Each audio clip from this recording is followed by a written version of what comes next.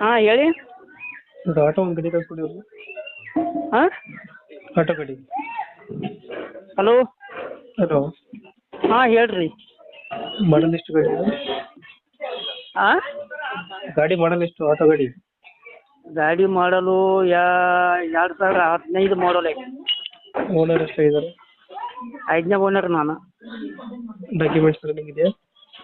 Documents ಎಲ್ಲ clear ಕಡೆ. ಗಾಡಿ ರನ್ನಿಂಗ್ ಎಷ್ಟಾಗಿದೆ?